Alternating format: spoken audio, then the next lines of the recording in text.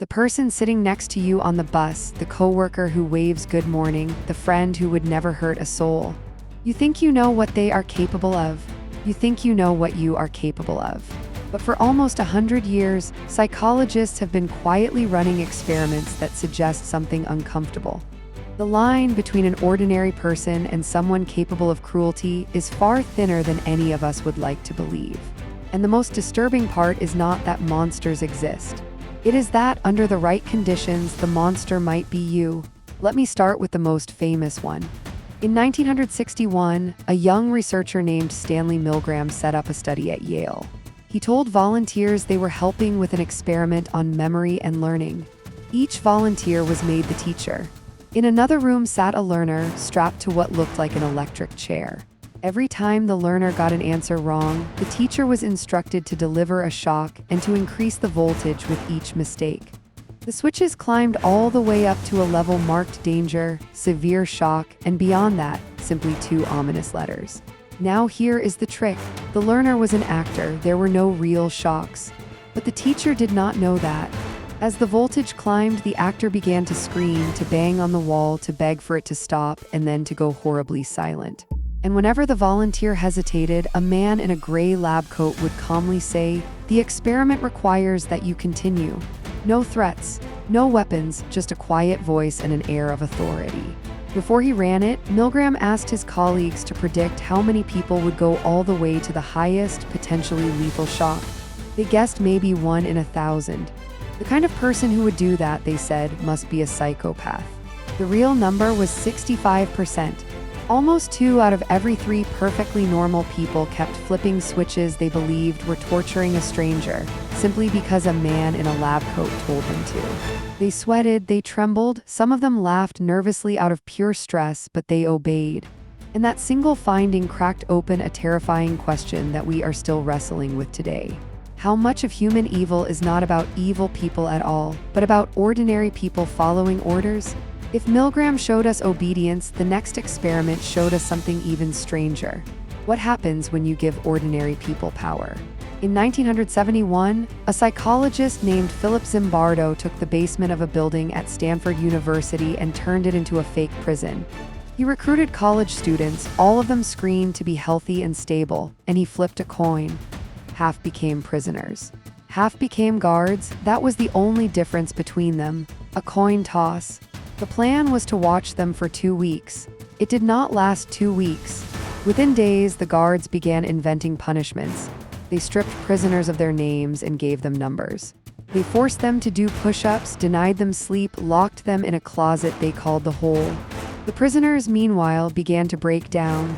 Some became hysterical. Some sank into a kind of helpless depression. And remember, these were students who, days earlier, were indistinguishable from one another. The uniform, the role, the title of guard was all it took. Zimbardo himself got so absorbed in his role as prison superintendent that he lost sight of what he was doing to them.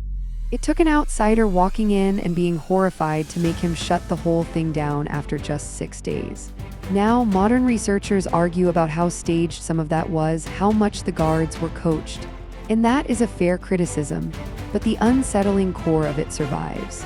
Put a decent person inside a cruel system, hand them a uniform and permission, and watch how quickly the system rewrites who they are. Here is one that hurts in a different way.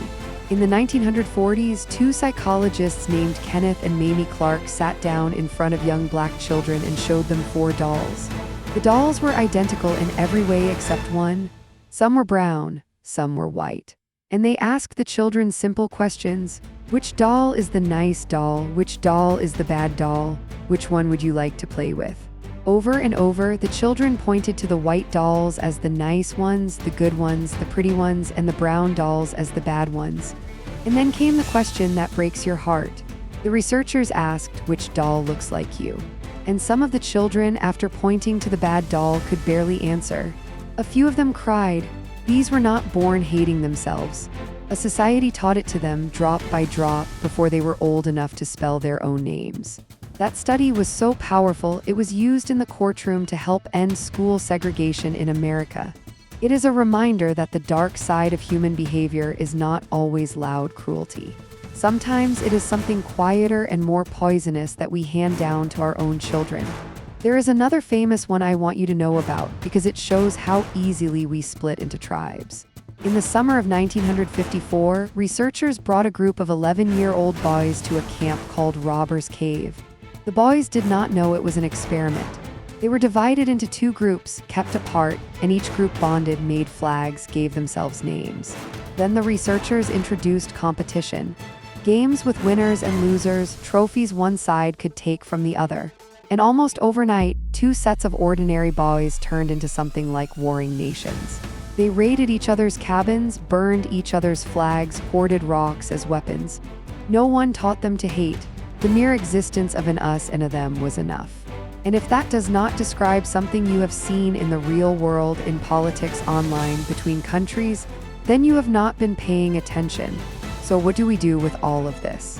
It would be easy to walk away thinking people are simply rotten underneath, that civilization is a thin coat of paint over something savage. But I do not think that is the real lesson, and neither did most of the people who ran these studies. Look closer at Milgram's experiment and you find something hopeful hiding in it. When even one other person in the room refused to continue, when a single voice said no, this is wrong, the rate of obedience collapsed. People found their spine the moment they saw someone else stand up first. And in the Robbers Cave camp, the boys who had become enemies were brought back together not by lectures, but by a shared problem. The researchers rigged the water supply to break down, stranded a truck that needed everyone to pull it. Forced to cooperate to survive, the two tribes slowly became one group again, eating together, laughing together, the war forgot. That is the part nobody puts on the thumbnail. The same wiring that lets a man in a lab coat turn us into instruments of cruelty is the wiring that lets one brave voice pull us back. The same instinct that splits us into us and them can be redirected toward a problem we all share. We are not condemned by these experiments. We are warned by them. Because here is the truth that ties all of these stories together. None of these people were special. Not the teachers flipping switches, not the guards inventing punishments, not the children sorting the dolls, not the boys at war over a flag. They were people like you. People with families and jobs and a sense of themselves as fundamentally good. And that is exactly why this matters. The comforting lie is that cruelty belongs to a separate species of human, the villains, the broken ones, somewhere far away from us.